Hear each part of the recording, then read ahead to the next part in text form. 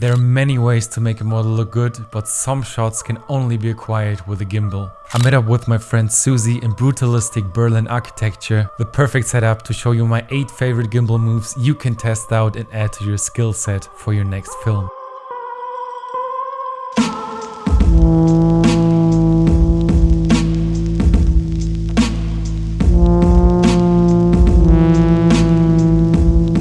For each shot, I'm not only telling you how to perform the gimbal move, but also in which mode you should be shooting, which camera settings like frame rate you could use best, and which focal range elevates your gimbal shot in the best way. But before we start, let me tell you when and why to use certain gimbal moves. Using gimbal movement needs to be intentional and serve the development of your story. So choose your gimbal movement wisely, and when you do, it hits different. While performing intense movement, composition of your shot can be easily forgotten, but maintaining good composition here throughout the shot is even more important. So really take time to redo your shots until gimbal movement is on point, the movement of your model and the composition.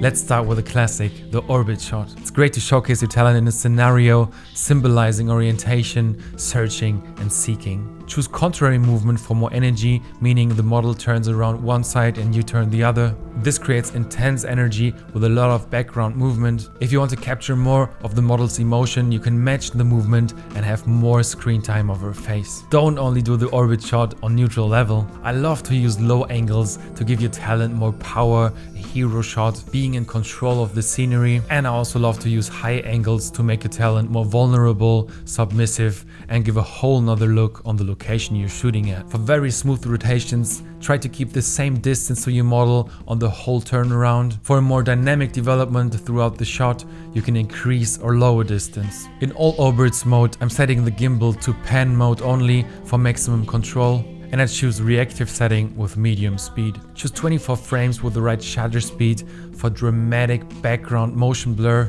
or use slow motion to captivate the emotion of your talent in even more detail.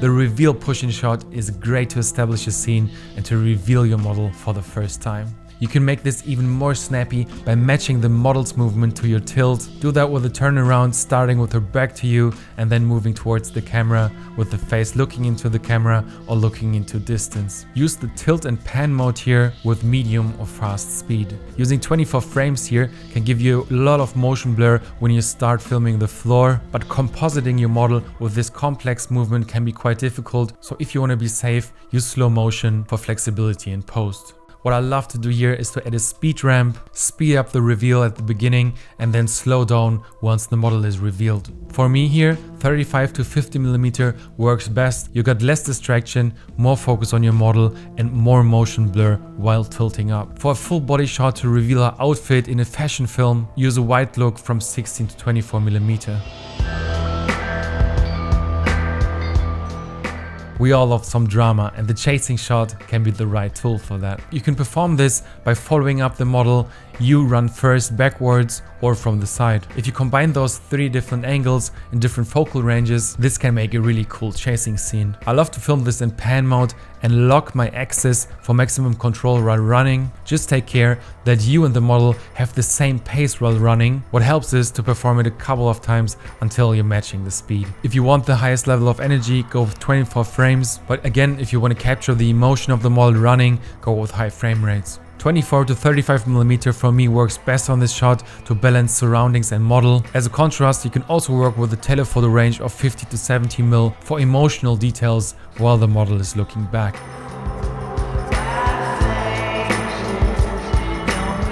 DJI has upgraded the active tracking tool of the RS5, and with this tool you can achieve shots that have just not been possible like this before. Now you got a screen where you can track your model and also objects. You can select an object or subject via the touch screen super easily. To get the maximum potential out there, I used an extension rod from SmallRig and I performed crane-like shots that were just not possible before by one operator. On a wider angle, you can perform great location reveals, while on a more telephoto angle, you can perform great background separation shots with those up and down movements. What worked best for me here is to select keep current framing and to set the tracking tool to a medium reactive speed. 24 to 50mm worked easiest with the tracking tool, and the 70mm shots were quite a challenge, but with the slow motion I could pick up some great scenes here.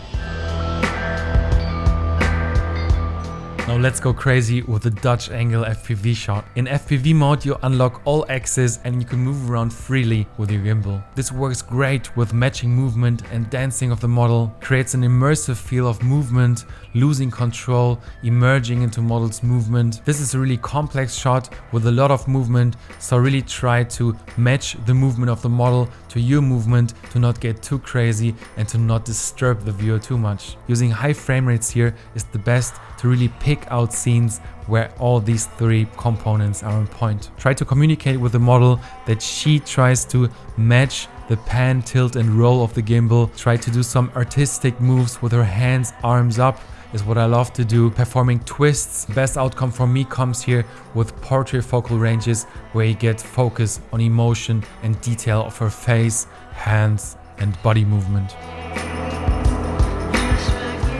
You want to make your model look super confident and almost like she's walking on a catwalk, use the passing by shot. The model starts on one side and you film her until she passes the camera, then you stop the pan and swipe out. The whole shot has really high energy anyways, so 24 frames works best for the swiping energy. The model can look at the camera first and then look straight to go on with her mission for maximum confidence.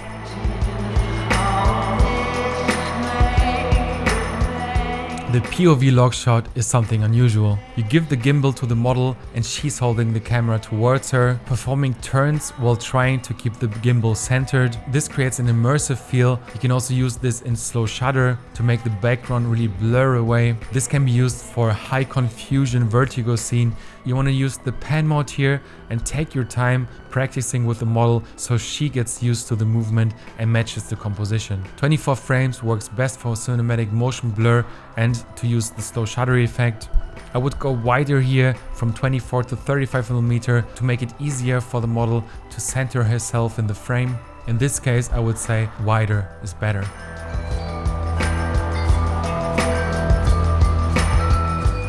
Last but not least, the foreground side chase. You use foreground architecture like poles, trees, blocks, anything that hides and reveals your model. With tracking her sideways, you create an intense effect, adding up to a dramatic energy, creating distance to the model and merging her with the location. Use the pan mode here of your gimbal, and you can also lock all axes for maximum control. What I did here is to switch off the autofocus of my lens because it can be distracted by the objects between your model and the camera. You might want to lower your aperture so she's not going out of focus straight away, and try to walk on a parallel axis with your model to not lose focus. With tracking her sideways, you create an intense effect adding up to a dramatic energy. Can work great wide angle, but a telelens gives you a great effect also, making the passing foreground even more dramatic and intense. So those are my best gimbal techniques you can try out with a model. The DJI RS5 has been the perfect companion here. Super stable, no problem at all handling the heavy 24 to 70 G Master. And what especially impressed me is the upgraded tracking tool.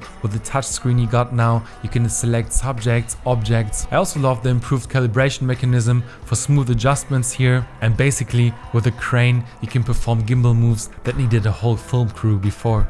Now you go out there and test out these gimbal shots with the model, and please let me know in the comments which was your favorite gimbal move.